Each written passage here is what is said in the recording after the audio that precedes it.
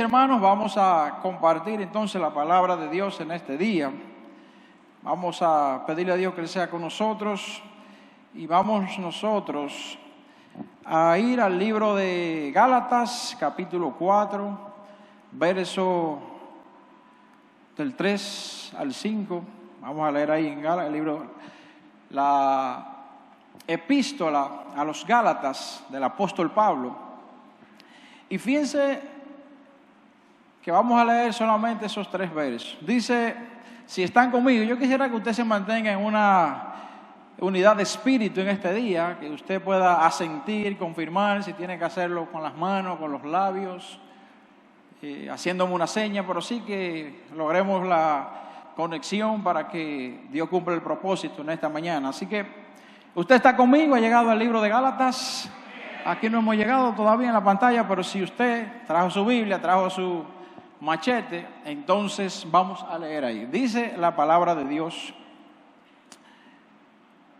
así también nosotros, cuando éramos niños, estábamos en esclavitud bajo los rudimentos del mundo.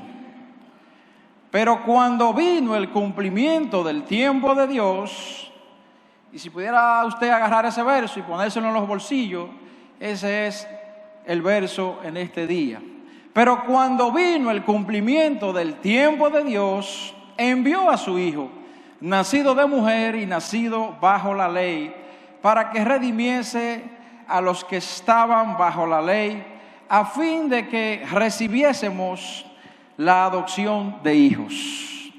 Que Dios nos conceda la gracia, la dirección del Espíritu y la sabiduría para compartir su palabra en esta mañana. Mis hermanos, hemos estado hablando en los diferentes domingos de correr la carrera que tenemos por delante en la vida de la fe. Y nos habla de que debemos correrlo de una manera tal como si yo pensara que nada más hay un solo galardón. Y yo debo correr para yo tenerlo yo. No es una competencia donde solo hay un premio y que el que más haga o más vaya, lo que quiere decir la palabra, sino que mi pasión y mi esfuerzo sea tal que yo corra como si yo pusiera eso por delante. Y yo diga, ese tiene que ser mío. Así debe ser entonces la carrera de la fe. Y debemos correr, debemos marchar. Pero nos dice la palabra en este día que aunque corremos sin detenernos, sin dar paso atrás, debemos hacerlo tomando en cuenta que hay un tiempo de Dios. Pero fíjense que no nos vamos a detener en la carrera. Ahora el galardón, hay que dar tantas vueltas, hay que recorrer tantos metros. Y lo vamos a tener cuando llegue ese tiempo de Dios. Y dice la palabra hoy, hablando, Pablo, el contexto de esta palabra, que no es el que vamos a abordar en este día, viene antecediendo, hablando el apóstol Pablo de lo que es la ley y de lo que es la gracia, en esta nueva dispensación de la gracia. Y entonces habla de que en la gracia ahora somos hijos en Cristo Jesús. Dice que ahora somos hijos. Y por eso, ¿cómo íbamos a ser hijos cuando Dios enviara a su Hijo? Fue que leímos en la palabra, ¿verdad que sí? Dice, cuando Dios enviara a su Hijo. Pero oiga lo que dice delante. Pero cuando vino el cumplimiento del tiempo de Dios, ¿cuándo fue que vino entonces el Mesías? Cuando se dio el cumplimiento de Dios. Si yo pudiera ponerle un nombre a este mensaje, yo le llamara el día de Jehová. El día de Jehová. Entonces fíjense, todo lo que Dios se ha propuesto lo hace en su tiempo. No en mi tiempo ni en el tiempo de la iglesia tampoco. Y Dios nunca llega tarde, sino que Él, en su perfecta voluntad, Él decide en qué tiempo va a llegar. No cuando yo crea, ni siquiera cuando yo lo necesito. Él conoce mis necesidades. Pero Dios es un Dios de principio que ha establecido y conoce nuestros corazones para saber cuándo también nos convienen las cosas. No, a veces dice, Señor, pero yo estoy en necesidad. ¿Sabe qué es bueno a veces abordar las necesidades que nos hemos creado?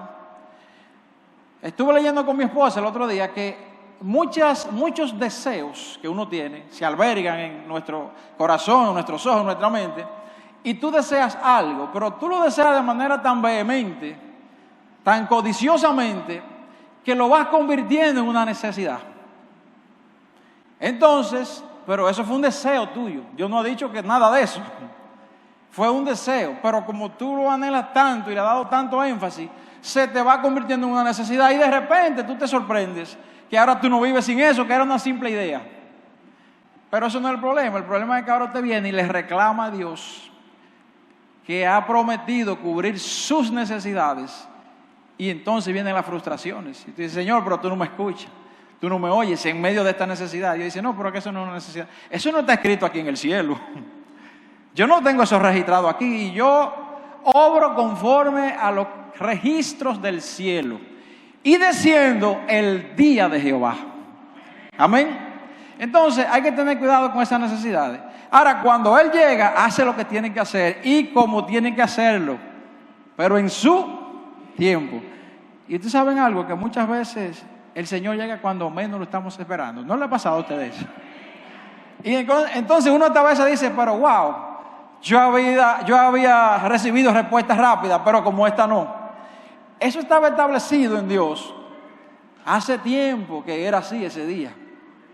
Vino el tiempo de Dios y llegó. Y Dios a veces nos sorprende. ¿Y por qué no es la mayoría de los casos?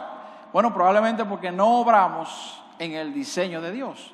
Porque si estuviéramos alineados, vamos a ver por la palabra que Dios como que le va revelando a los siervos sobre su propósito, sobre qué Él está haciendo, cuándo ha de ser el tiempo, y te pide que tú te mantengas todo el tiempo firme, confiando en lo que Él ha dicho. Fíjense que surge entonces un conflicto con esto a veces. Si el día de Jehová, si las cosas van a suceder en el tiempo de Dios, pero no es fácil asimilar eso. El no entender, o bien, si lo entendemos, el no sujetarnos a este principio, porque puede ser que usted lo entienda, que el tiempo es de Dios, pero usted como quiera obra en su fuerza y en su sabiduría. Y entonces, lo entiendo, pero el no sujetarme a este principio de Dios crea un conflicto entre cuando yo espero que sucedan las cosas y el tiempo en el que Dios ha determinado hacerla. Lo que Él ha decidido hacer. Entonces surge ese conflicto si yo quiero adelantarme. Entonces, la única forma de andar en este principio, porque uno se pregunta, Señor, pero ¿y entonces cuándo es? Es andar en comunión con Dios. En un encuentro sobrenatural, como decía la canción.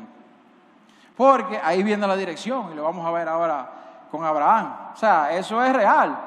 O sea, dice, en un encuentro sobrenatural, todo fluye, ¿de dónde? De su trono. O sea, cuando hay un encuentro de intimidad con Dios, van a bajar.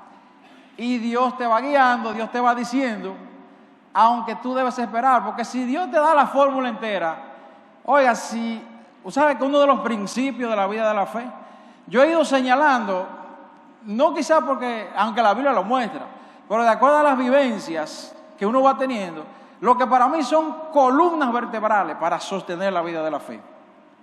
Soberanía de Dios, eso es una columna que sostiene la fe, porque si usted no entiende eso, oiga, si usted entiende que no puede entender a Dios, entonces ya le ha entendido. ¿Me entiende? Cuando usted entendió que no va a poder entender a Dios, usted acaba de entender a Dios. ¿Usted entiende? Es así porque Dios es soberano. Y hay muchas cosas que de entrada Dios no te va a dar la explicación completa. Porque es necesario ir al otro principio que para mí es habitar every day, todos los días, en la dependencia de Dios. Y por eso la oración, por eso la palabra, por eso congregarnos como hermanos, porque necesitamos. Aún ya usted exploró lo que está escrito en la Biblia, usted no deja de sorprenderse cada vez que usted lee un verso, que tiene tantos años leyéndolo. Y es increíble cómo Dios multiplica su misericordia a través de su palabra cada día. Lo que me da a mí más pasión para leer la Biblia, porque es una fuente inagotable de sabiduría y de revelaciones que uno se queda sorprendido, perplejo, atónito. Yo le decía al pastor Carlos la semana pasada, que dice el pastor Rafi aquí, bueno, fue un matutino, en el Back to School, sí. Dice, cuando hablaba de que cuando Ananías y Zafira, ¿verdad?, cometieron el pecado de mentira, dice que cayeron y dice que los recogieron. ¿Y quién no se sabe esa historia hasta ahora? Pero por eso yo digo, hay que leer los versos palabra por palabra. A veces es un artículo que le da la revelación, un artículo que tiene 2 letras, a veces una conjunción que tiene una sola. Y aquí dice y, pero mira, nada más no es esto, y también aquello. Esa y puede determinar el mundo en usted. Por eso es necesario leerla al paso, meditándola. Y yo decía, Pastor Carlos, ¿y usted se había fijado que el pastor dijo que él predicó eso cuando comenzó el evangelio, hace 28 años? Y decía ahí la palabra que los jóvenes que estaban presentes vinieron y levantaron a los que habían caído. Oiga, yo no había visto esa palabra nunca. Y he leído eso como cuántas veces y no las han leído. Y dije, wow, pero la palabra de Dios es tremenda. Y entonces lo grande es que el pastor dice que hace 28 años que predicó ese rema de los jóvenes. Y yo me la acerco y dice, Carlos, porque yo a veces me comunico con el pastor Carlos sin comunicarnos. Yo como que ya sabía la respuesta de él. ¿Usted había visto esa palabra en ese verso? Y dice, nunca. La palabra de Dios es tremenda y por eso hay que leerla con detalles. Fíjese, vamos a leer aquí en el libro de Génesis cómo Dios nos puede mostrar en algunos pasajes de la Biblia. Lo que vamos a hacer quizá una especie quizá de discipulado en esta mañana, porque así lo hacemos en la enseñanza. Y vamos a leer algunos pasajes de la Biblia para ver la manifestación del día de Jehová. Es como un discipulado. Señores, participar de un discipulado ya lo hace usted discípulo. Entonces dice que Jesús llamó 12 discípulos, ¿sí o no? Si Jesús llamó 12 y usted es discípulo, hay un privilegio.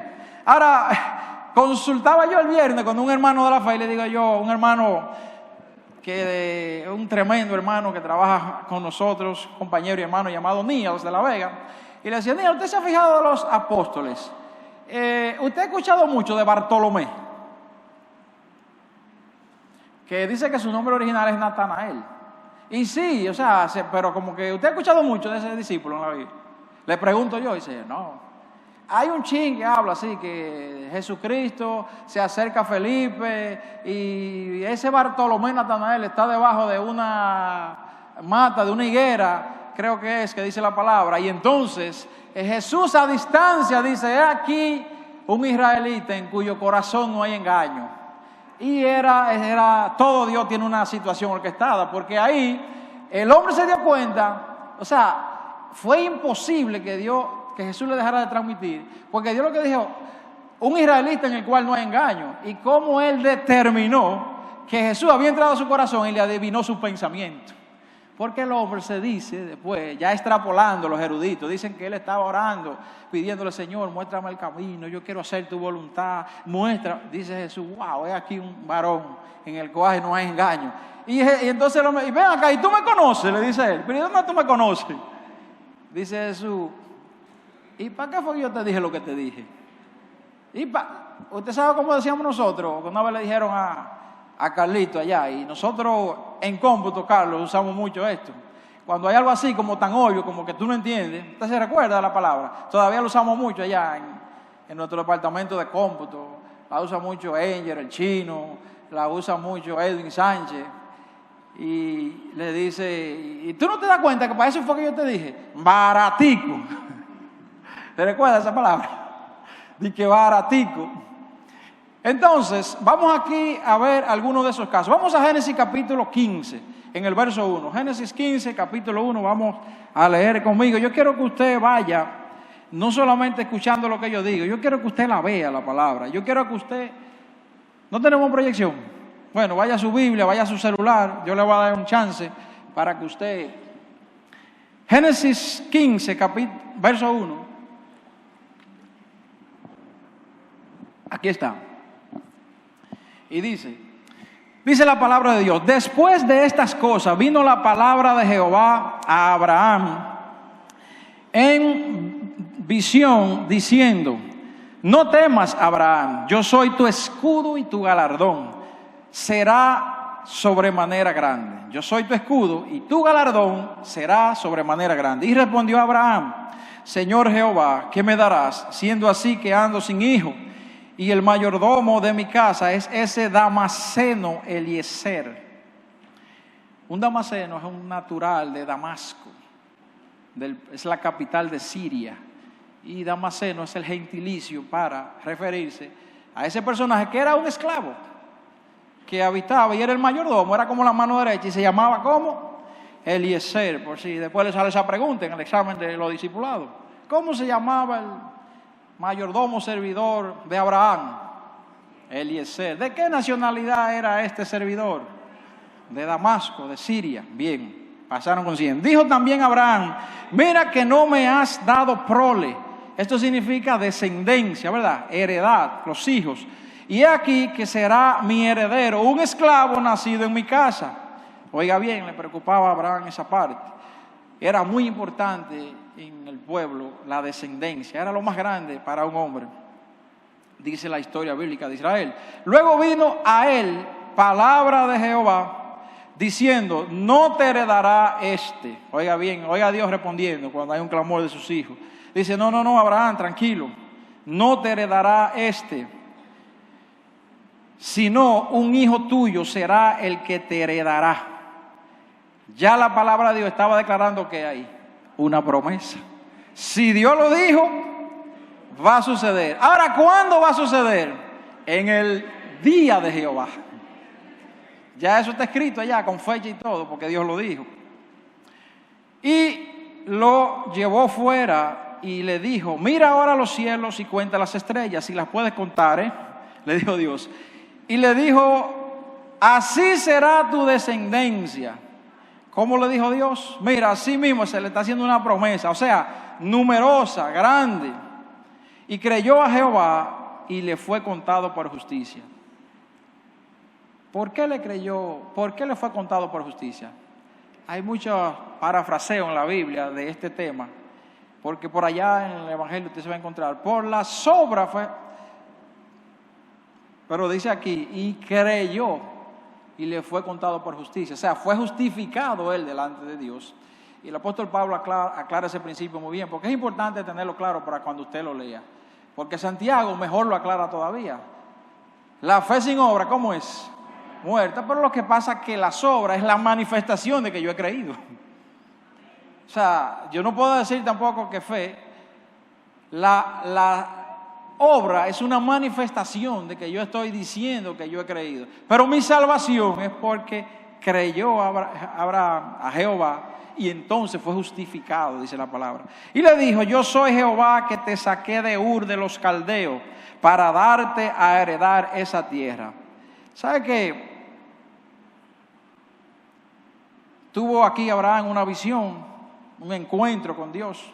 Dice aquí, dice, y Jehová lo visitó. Y por eso dice que la comunión de Jehová es ¿con quién? Con los que le temen. Este hombre tenía un temor en su corazón. Y por eso dice ese verso en el Salmo 25, que a esos es que Dios revelará su pacto. Y por eso está haciendo pacto con Abraham, porque Dios conoce el corazón. Entonces, Dios le va informando lo que va a pasar en la promesa a Abraham. Le va informando, va corriendo la promesa. Y aquí en el mismo Génesis 15, en el 13, dice en el verso 13, entonces Jehová dijo a Abraham, ten por cierto que tu descendencia, la que él ha prometido, que todavía no es muy grande, pero está en fe, no tiene ni siquiera un muchachito, que tu descendencia morará en tierra ajena y será esclava allí y será oprimida, ¿cuántos años? 400 años, 400, wow. Como que desde ahí se necesitaba tener un corazón lleno de fe para usted creer en una promesa que va a ser tan grande y usted no tiene ni un hijo. Y eso que Abraham no sabe lo que viene todavía para esa promesa. Y de informarle de antemano, pero ¿por qué Dios lo hace así? Para que sea manifiesto que Jehová habló y que Jehová cumplió el día de Jehová en su tiempo. Y se lo hizo saber de antemano. Más también a la nación a la cual servirán, juzgaré yo, así que no te preocupes. Y después de eso saldrán con gran riqueza. Si hubiese sido un jefe mío, le dijo, Señor, pero bájale algo. Hablan que sea 100 años, que son mis hijos. Me imagino que Dios le hubiese dicho, sí, pero son los míos también. Yo sé cómo estoy trabajando. Entonces, y saldrán con gran riqueza. En cada detalle de la palabra hay una verificación de los designios de Dios. ¿Se recuerda usted que cuando el éxodo que iban saliendo, qué pasó? Que dice que el pueblo se abolcó, los egipcios, para que se fueran, porque ya la mortandad que hubo de los primogénitos y para que se terminaran de ir, Dios puso gracia y comenzaron a darle alhajas, oro, de todo, y dice que salieron con gran riqueza de Egipto, oiga bien, después de ser esclavos. Y usted sabe que ahí hay una parte en Éxodo que la explica muy bien. Y cada vez que paso por aquí me gusta hacer mención porque yo no sé el que todavía no lo ha oído. Y es que más hacia adelante Dios le pide una ofrenda a Moisés. Y le dice, Moisés, cuenta del pueblo todos los varones de 20 años hacia arriba. Y quiero que me den una moneda. Era un ciclo la moneda, como se llamaba en ese tiempo. Todo lo de 20 hacia arriba. Oye bien, Moisés, solo una moneda. Y quiero que no dé más. Ni el rico ni el pobre. Esta gente acaban de salir. No me diga usted que, o sea, ¿quién lo hizo rico? ¿Quién lo hizo pobre? Jehová. Eso me dice a mí que en el pueblo de Dios va a haber rico y va a haber pobre, porque Dios lo decidió. Y el pueblo va uno solo y salieron juntos. Y usted tiene que comenzar a convivir con ellos. ¿Cuántas veces nosotros por baja estima, por enseñanza cerrada, si nos sentamos al lado de uno que sabemos que tiene cuarto, pues Dios se lo dio? Y sabe Dios que se lo ha dado para que su nombre sea glorificado, para que su obra sea más, Él tiene mejor privilegio que nosotros. Digo, nosotros no, nosotros también tenemos. Entonces, habla claro ahí, claro, dice, ricos y pobres, y acaban de salir de Egipto. Yo no he hecho nada con ese pueblo todavía. Me dice a mí que fue Dios que permitió que en el pueblo hubieran gente con recursos más que otros. Y no debe haber ningún tipo de diferencias y de convivencia y de juntarnos con ellos y bendecirlo. Y qué bueno, hermano. Gloria a Dios. Esa es la actitud, porque Dios lo muestra en su palabra. Entonces, dice, y tú vendrás a tus padres en paz. Otra promesa que le hace Dios. Y serás sepultado en buena vejez. Cosas que pasaron mientras llegaba la promesa. Entonces, fíjese usted. Dice aquí, en Génesis, por ahí más, usted lo podrá encontrar, pero yo lo voy a parafrasear. Abraham ya tiene 75 años cuando sale de Harán. Usted sabe que Abraham dice, de la tierra que te saqué de Ur. Ahí hay un mensaje grandísimo, porque Abraham no tomó la promesa de Dios en Ur. Su padre Taré, dice la Biblia más detrás, decidió salir a otra tierra de Ur y llegó a la tierra que se llama Harán. Y allá, Taré era el padre de Abraham, que era hijo de un señor que se llamaba Nacor, y entonces tuvo 3 hijos. Tuvo a Abraham, tuvo a Taré, tuvo a Nacor y tuvo a Harán. Entonces Taré tuvo a Abraham, uno de los 3 hijos de Nacor. Uno se llamaba Nacor, uno Taré y otro Harán. Harán dice que era el más pequeño y murió. Pero al morir dejó un hijo. ¿Cómo se llamaba ese hijo? Lot. Y entonces cuando se va, se lleva el muchacho porque quedó huérfano. Y se va Taré. Un hijo se quedó allá porque eran 3 y uno murió. Y dice que él se fue con Abraham, con Sara, que ya era casado, y se fue con Lot. ¿Y llegaron a dónde? A Harán. Y allí le dio el Señor una promesa. Entonces, sale realmente a los 75 años de ese sitio. Y a una tierra que Dios le mostraría, donde le había primero llevado su padre. 10 años después, ya ellos estando ahí, dice la Biblia qué tierra era que iban. ¿Sabe dónde era? De Harán a Canaán. El pueblo de Dios habitó en Canaán, pero como foráneo, como extranjero. Cuando usted dice yo habito en un lugar, yo habito en una casa, no es que usted está allí y que ha pasado por ahí, es que usted vive ahí y que usted tiene posesión. ¿Dónde tú habitas? Yo habito en el mandamiento de Dios. Es que tú tienes posesión de eso, es que tú te sometes a eso, es que tú obras para estar siempre ahí.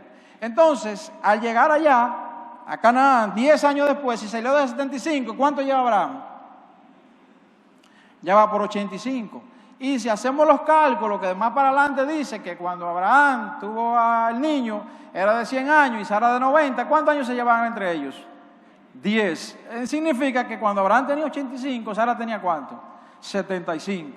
Entonces, ¿qué pasa? Ahí, 10 años después, ya de haber oído la promesa, que le han hecho una promesa, valga la redundancia, de descendencia numerosa de paso, y Sara tiene un problemita. ¿Qué está pasando?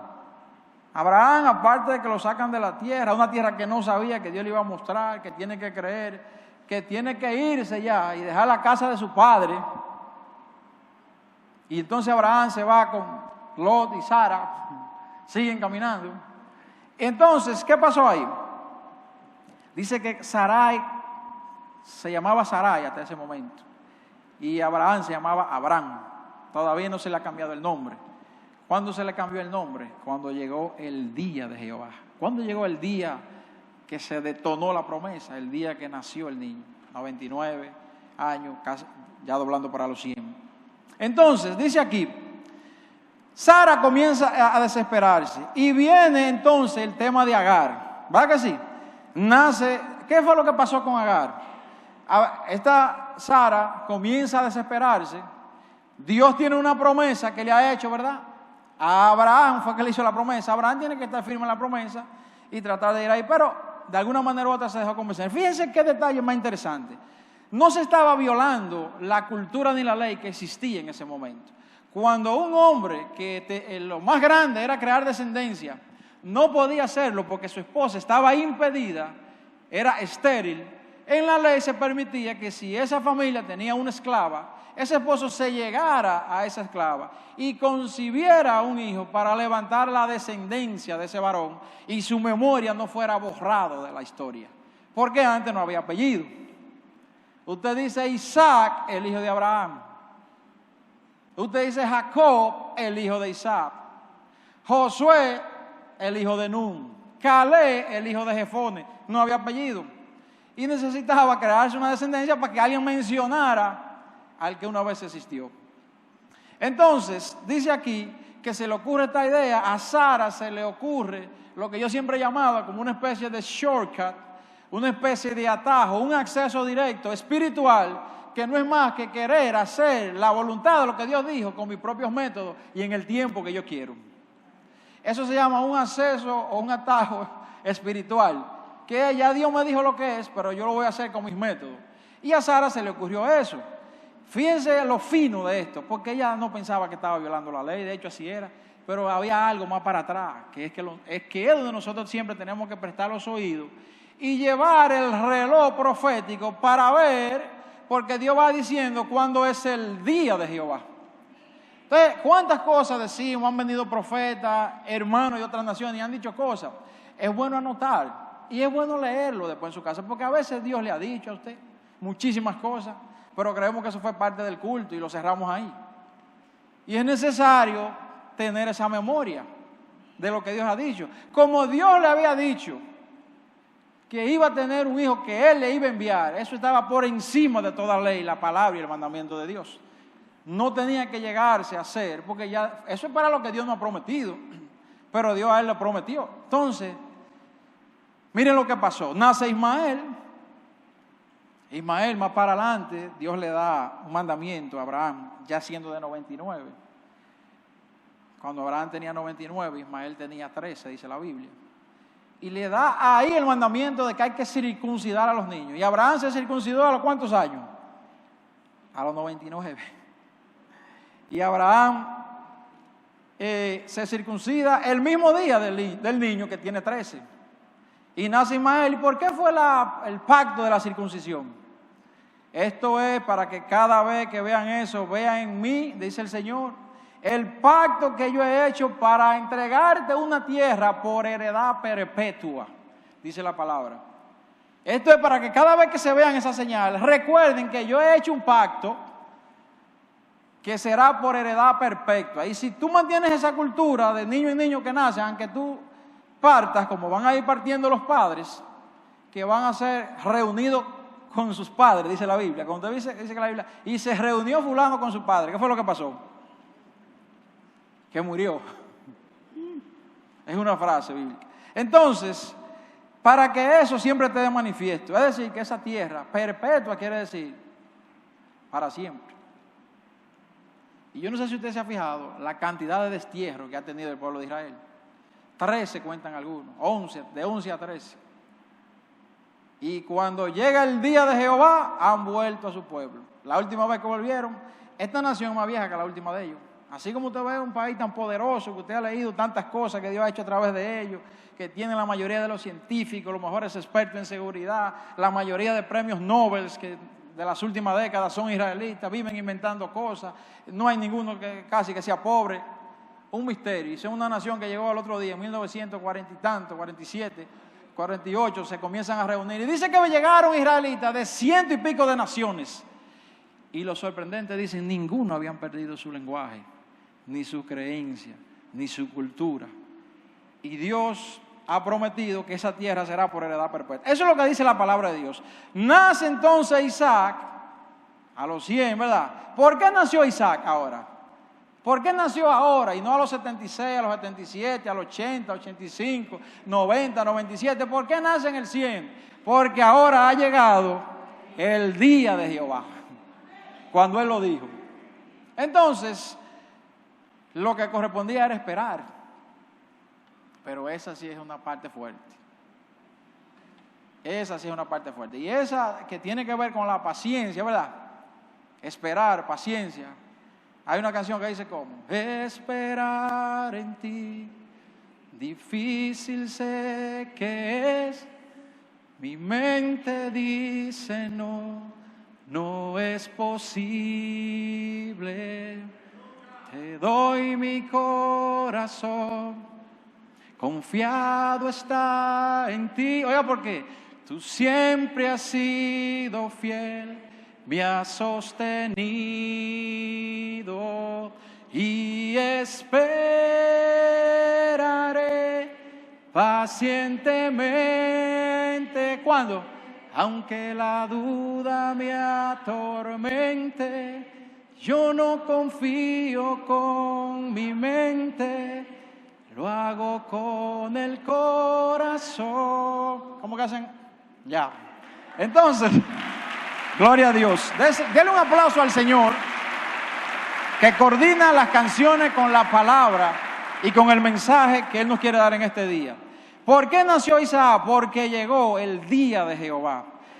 ¿Qué pasa con eso? Miren cuando lo delicado, y a veces uno comienza a ver por qué las cosas comienzan a variar y a dar tonos, notas discordantes en nuestras vidas, que nosotros decimos, pero Señor, pero ok, pero si yo estoy en ti, sí, pero que fue que dimos algunos pasos detrás. Y Dios necesita primero hacérnoslo saber, porque si no seríamos ligeros en lo adelante.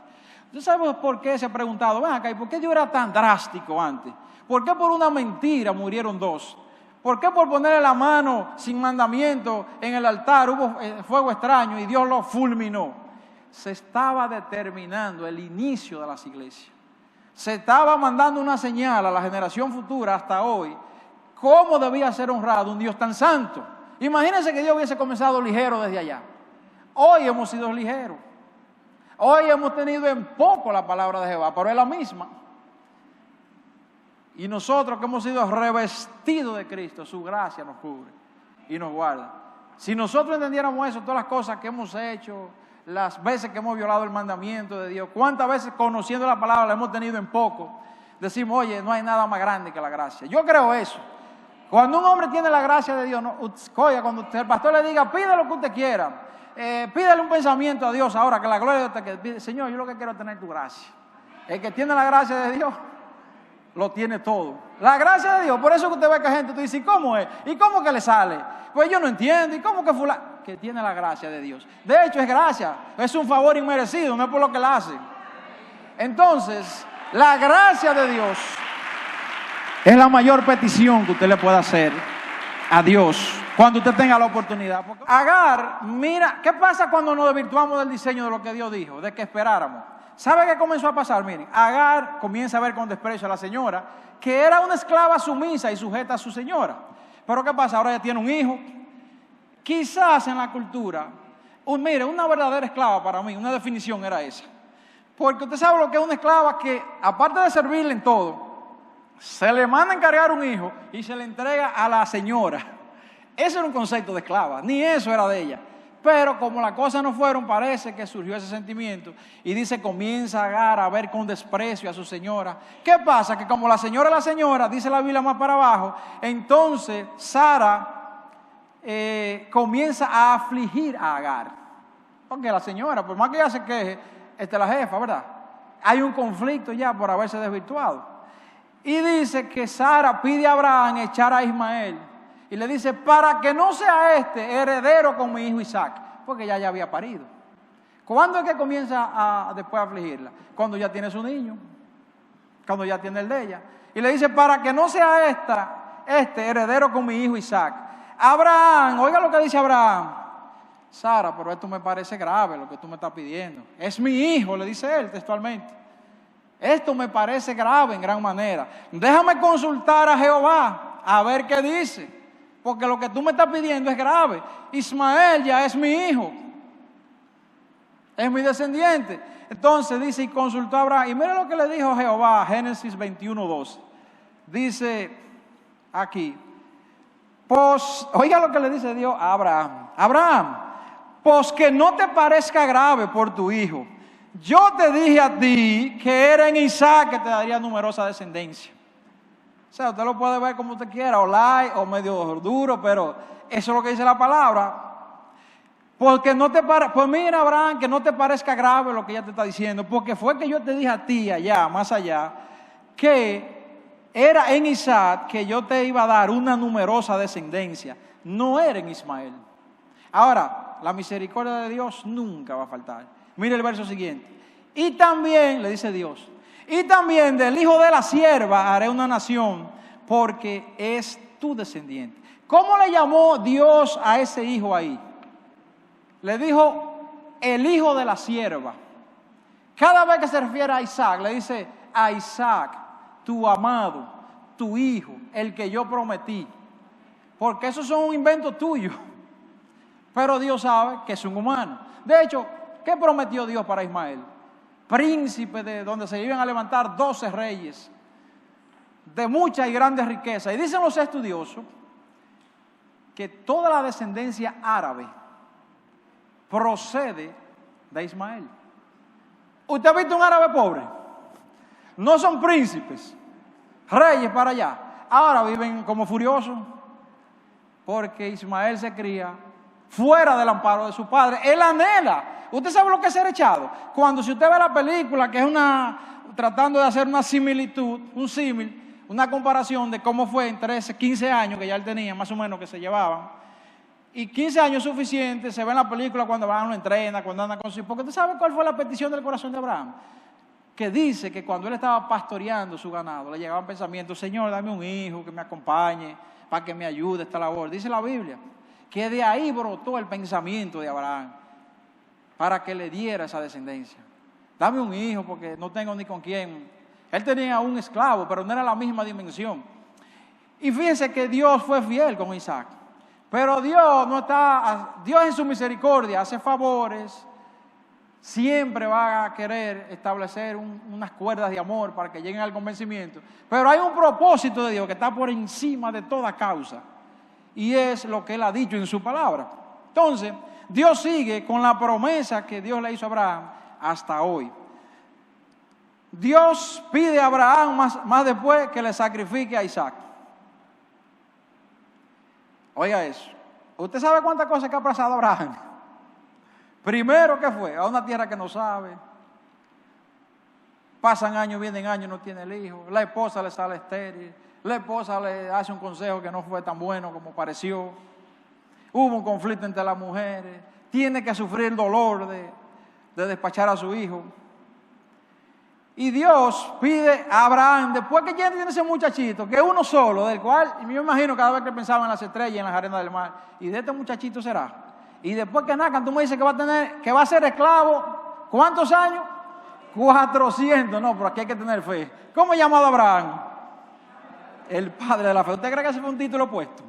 Y te va a ver cómo los apóstoles lo reconocen más adelante. Dice, Abraham pide a Dios que le muestre. Abraham ya, wow, yo me imagino lo que pasó. La Biblia no explica con tanta claridad, pero es su hijo. Ahora sí, el de la promesa, y Dios pide que se lo sacrifique. Y lo único que hace Abraham es que dice que le muestre el lugar donde habría de sacrificarlo. ¿Y qué me sorprende a mí ahí que dice ese verso? Dice, y Dios le respondió a Abraham a los 3 días. ¿Cuándo le respondió Dios a Abraham? En el día de Jehová. Oiga, un hombre que ya desnudó su corazón para, oiga, yo no, tal sacrificio así, uno no puede imaginárselo. Y sobre esa petición, con un corazón dispuesto, le dice que le muestre el lugar, era para ir ahí mismo, para salir. ¿Sabe la agonía que debió tener Abraham? Quizá en las noches él oraba a Dios para que le revocara eso. ¿Usted cree que los hombres no son humanos, lo de la Biblia? ¿Acaso Moisés, cuando Dios le prohibió y no entrarás a la tierra prometida, un día Dios le dijo, ya basta, Moisés? ¿Cuándo usted le dice basta a un niño suyo? Cuando ya, sí, lo ha colmado, ¿verdad?, de tantas preguntas. Pareciera que Moisés, y pareciera no, si usted va a Deuteronomio, que no es más que un recuento de los otros 4 libros, donde Moisés ya se para como profeta y gobernador del pueblo a decirle, ustedes irán a la tierra prometida, pero recuerden los mandamientos de Dios, los estatutos, no se mezclen con mujeres extranjeras, hagan esto, recuérdense que allá fluye leche y miel en Canaán, pero allá no llueve, allá hay frutos grandes, pero allá es con la lluvia cuando Jehová la manda, y si Jehová cerró el cielo, se vuelve de bronce y no llueve y deja de fluir todo.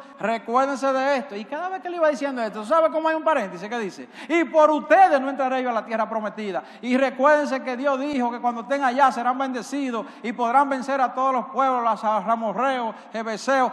Y por ustedes no entraré yo a la tierra prometida. 4 veces se lo dice Moisés. ¿Qué me dice eso a mí? Que Moisés quería ir a la tierra y que fue por ello que lo llevaron, lo sacaron de casilla y lo llevaron a la ira. Pero en el pecado, Dios no entiende tantas razones. Los pecados son pecados y cuando usted tiene en poco la palabra de Jehová, puede suceder eso. Porque quizás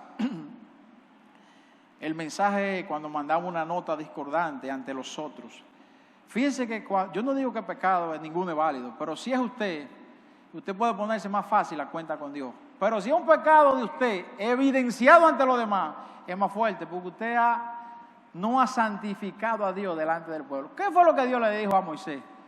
Todos siempre hemos dicho, no, porque Moisés golpeó la peña. Es verdad, la golpeó por la ira. Fue una consecuencia del pecado, el golpe de la peña. Pero Dios le dijo fue a Moisés y a Aarón, y reunió Jehová a Moisés y a Aarón, y le dijo, por cuanto no me santificaste delante del pueblo, no entrará a la tierra. ¿Por cuál fue la razón? Porque no luciste como el siervo que yo te he puesto. Diste un mensaje errado al pueblo que te estaba viendo. Quizás si él hubiese sido en su casa, se lleva más fácil el caso. Es pecado, pero había un detalle. Y hay que tener cuidado entonces cuando estamos nosotros mandando mensajes que los demás. Por eso es tan fuerte la palabra que dice, ay aquellos que se convierten en piedra de tropiezo. Ese ay, cada vez que usted lo ve, dice el pastor Luis, es un lío. Cuando Jesucristo dijo, ay. Entonces, mis hermanos, toma ahora, oye cómo le dice Dios, toma ahora tu hijo, tu único Isaac, a quien amas, y sacrifícalo. Yo le voy a preguntar algo a usted. ¿Usted cree que Dios amaba, que Abraham amaba a Ismael? Yo creo que sí. Él le dijo, Sara, cosa grave es esta que me has pedido, es mi hijo, ¿cómo lo voy a echar? Lo que pasa es que Abraham era un siervo tan grande que cuando Dios le dijo que sí y vio 3D, que fue lo que estaba pasando. Yo te dije a ti que era en Isaac la descendencia. No debiste inventar eso, pero yo lo voy a proteger porque sé que está en tu corazón y te duele. Pero él no es la promesa. Y me sorprende, y fue algo, por eso le digo de la palabra, honestamente le digo, yo no había visto esto hasta el último grupo que estábamos aquí hablando. Y hemos tenido ¿cuántos años de discipulado? En el último grupo, leyendo eso, digo yo, ay Dios mío, ¿cómo que esto dice? Dice en Génesis 22, entonces el ángel de Jehová, póngalo Génesis 22, por favor. Porque si fue leyendo lo que yo lo vi, es bueno que usted lo lea, porque yo lo había leído 1000 veces eso. Génesis 22, 11. Dice la palabra de Dios. Ok, entonces el ángel de Jehová, eso era cuando ya pasó todo, que fueron, pusieron la leña, todo lo que, el sacrificio preparado. Cuando ya Abraham iba a cometer el acto del sacrificio, entonces el ángel de Jehová le dio voces desde el cielo y dijo: Abraham, Abraham. Y él respondió: heme aquí, activo Abraham. Y dijo: no extiendas tu mano sobre el muchacho, ni le hagas nada, porque ya conozco que temes a Dios. Oiga bien, aquí está lo que yo pude ver. Por cuanto no me rehusaste a tu único hijo. ¿Cuántos hijos tuvo Abraham? ¿Cómo es esto que Dios dice tu único? Oiga, yo me voy a atrever a decir esto, pero lo que no está en el registro del cielo no existe para Dios. Eso es un plan suyo. Si Dios, que está hablando a través de los ángeles, porque es el mismo Dios, la voz de Dios, le dice: por cuanto no me negaste, aquí dice que tú tienes un solo hijo, se llama Isaac, tu único, y ese tú no me lo negaste, entonces no tienes que sacrificarlo. Eso me dice a mí que Dios actúa con lo que está escrito allá en los registros del cielo. ¿Y en qué fecha? En la fecha que tiene ese registro al lado. Dice tax y date, tarea y fecha. Y cuando sea el día de Jehová, esa fecha, se va a cumplir. Un poquito a veces te dice: pero entonces nosotros somos una veleta, seremos unos robots. Miren, entender la presencia de Dios, no es, vamos a decir que no es tan fácil, pero es el Espíritu cuando le enseña.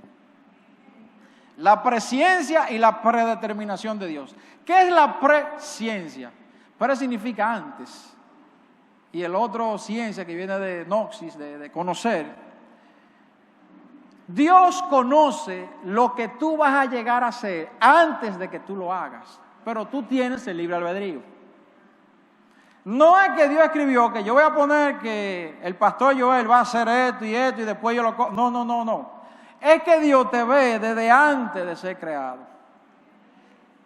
Te dio el mismo libre albedrío porque tú lo sabes, que tú eres capaz de decidir una cosa o la otra a cada rato en tu vida. Tú lo sabes que somos capaces de decidir por Dios y de no por Dios. Entonces tú me vas a decir a mí que no, tenemos el libre albedrío. Ahora Dios sabe lo que vamos a hacer antes de que yo lo haga. Y como Dios sabe lo que había en mi corazón y lo que yo voy a hacer cada vez que se me presente una situación, que no es que Él me está agarrando por un brazo, Él me dio esa característica por encima de toda la creación. Somos los únicos que las tenemos. Como Él sabe de antemano en su presencia, que es llegar a saber lo que tú vas a hacer sin haberlo hecho, Dios sabe eso. Entonces Él tiene la fecha del día de Jehová, porque el día de Jehová es el que siempre te sale bien. Es que cuando Él llega, hace lo que tiene que hacer y las cosas tienen como tienen que quedar. Y te hace bien. Pero no es que Él lo predeterminó de esa manera para ti, que tú vas a hacer esto y esto y esto. Él lo sabe. Ahora Dios predetermina también. Él es Dios. Él tiene a Isaac. Dios dijo que iba a ser una descendencia. Se lo predeterminó Dios. Y era como Isaac. Usted vio que por más, como Dios lo predeterminó, no había forma. Jesús, que es nacido de mujer, también se ve en Él el tiempo de Jehová. Y por eso Él lo expresa cada rato. A los cuantos, señora, pero decían que Jesús, lo poco que se cuenta de Él como niño, el día que se quedó en la fiesta y se le escapó a los padres, y que la sabiduría que ese niño, dice la Biblia. O sea, que Jesús estaba listo. ¿Acaso no hay unos cuantos reyes que dice de 8 años era Manasés cuando heredó el trono de su padre? Y después dice otro rey de 12 años. Imagínese Jesucristo, el Hijo de Dios. ¿A los cuántos años comenzó Jesucristo a entrar en escena en su ministerio? A los 30. A los 30. Y te diré, ¿y qué? En el tiempo de Jehová, hasta para con su Hijo, hasta con el propósito más grande de salvar la humanidad, tenía que cumplirse el tiempo de Jehová. Por eso Jesús lo expresa. En Juan 2 Él dice, Jesús le dijo a su mamá, a su madre: ¿qué tienes conmigo, mujer? Aún no ha llegado mi hora. Él obraba, ¿en qué? En la hora de Jehová. Porque este sí estaba en comunión. Este estaba con línea directa. Peer to peer, ¿no que le llaman eso? Juan 7 dice Jesús a los discípulos. ¿Sabe que los discípulos le dijeron: Señor, pero ahora son las fiestas, la gente anda detrás de ti persiguiéndote, te quiere matar? Este es el momento de todos esos milagros que tú haces para que tú te pongas de manifiesto. Vamos arriba. Y le dice el Señor: Entonces Jesús le dijo: mi tiempo aún no ha llegado, mas vuestro tiempo siempre está presto. ¿Qué le dijo Jesús a los discípulos ahí? Miren, a ustedes no bien lo invitan a un asunto, de una vez se van. A ustedes de una vez le proponen una cosa, de una vez dice que sí. Yo no trabajo así. Yo tengo que conectarme con el Padre, el Hijo de Dios, que era Dios en la tierra, y tenía que durar horas orando para certificar la voluntad del Padre. Y le decía: yo no trabajo así como ustedes, que de que lo inviten de una vez. Y un proyecto, sí, eso es de Dios. Usted le preguntó a Dios, ¿está listo para escuchar la respuesta de Dios sobre eso? Pero Dios conoce nuestros corazones. El caso Lázaro, ¿cuántos días pasó para que Jesús fuera a resucitarlo?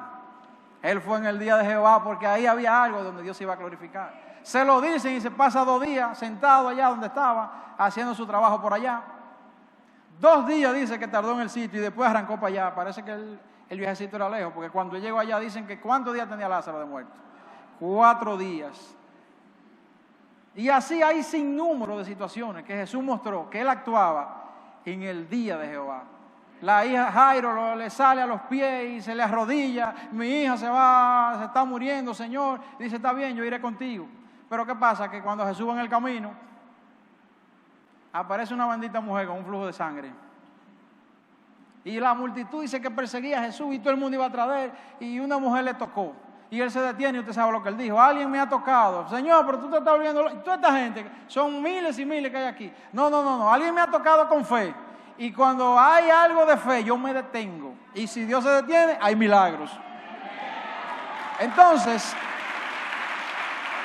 dice ahí, Jesús, Él lo podía hacer porque Él tiene control. Porque un médico, si lo llaman a una emergencia, no se va a poder parar a atender a otro. El Señor haga si Jesús le dijo, pero no haga como Jesús, porque Él es Dios. Si Jesús le dijo que lo haga así, usted lo hace.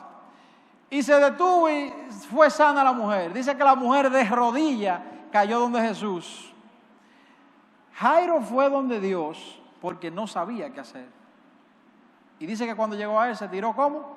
De rodillas, dice la Biblia. La mujer lo había intentado todo porque no podía hacer nada, ni nada le salía. Y dice que cuando llegó a Jesús se tiró ¿cómo? De rodillas. El joven rico, si usted le ve bien: Señor, ¿qué debo hacer? Dice, y tirándose de rodillas le preguntó: Señor, ¿qué debo hacer para dar la salvación? ¿Qué me dice eso a mí? ¿Qué yo debo hacer cuando yo no sé qué hacer? Todos se tiraron de rodillas. Eso fue lo que ellos hicieron. ¿Qué yo debo hacer cuando yo no sé qué hacer? Ni Jairo sabía, ni la mujer del flujo sabía, ni el joven rico sabía cómo era. Y después Jesús fue y llegó allá, así como llegó donde la hija de Jairo, la libertó, la sanó, y allá donde Lázaro también. Es decir, que el mismo maestro, el más grande. Y de eso hay un mensaje grandísimo ahí que Dios le puso al viejito Simeón cuando iba a nacer Jesús. ¿Se recuerdan? Que Jesús le dijo, dice la Biblia, había un señor bondadoso de un corazón noble que habitaba en Israel, y dice que el Espíritu le habló.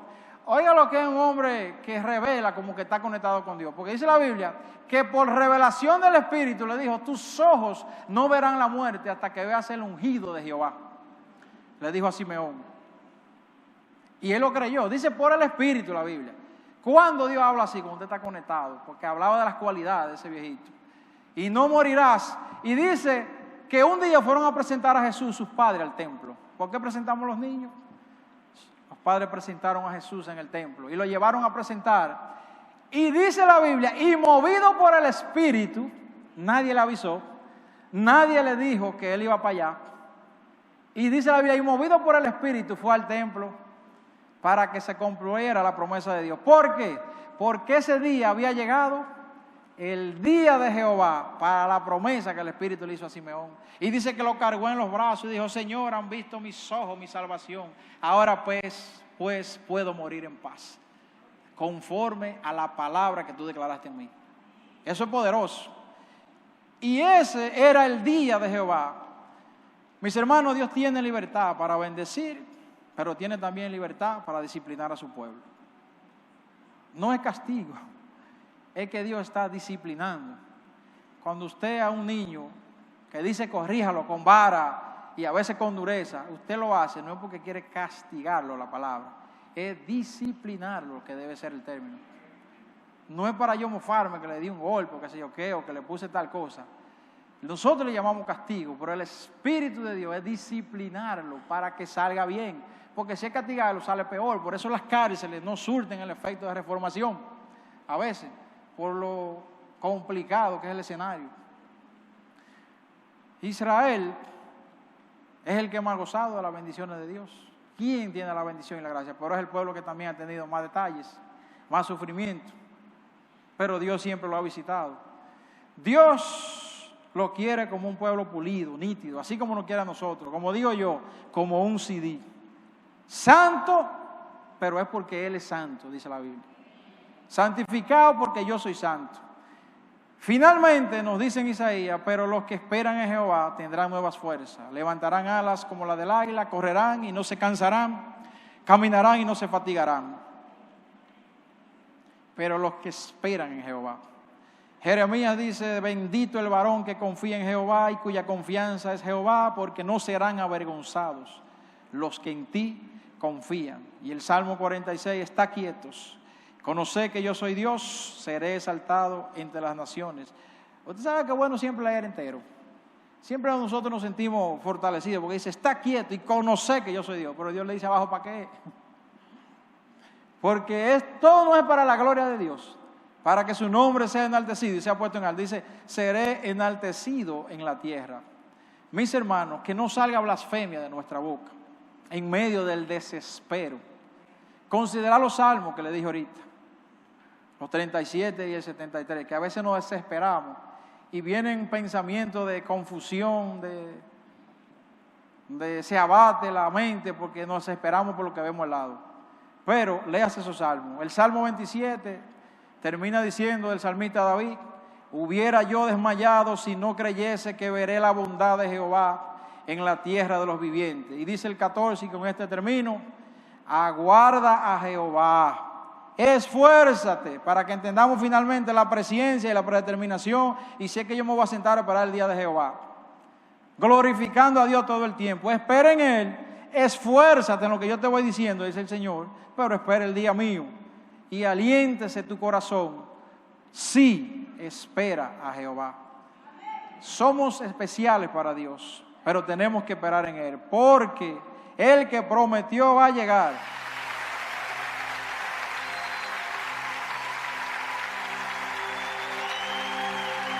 Él vio mi condición, no era nadie, me hizo uno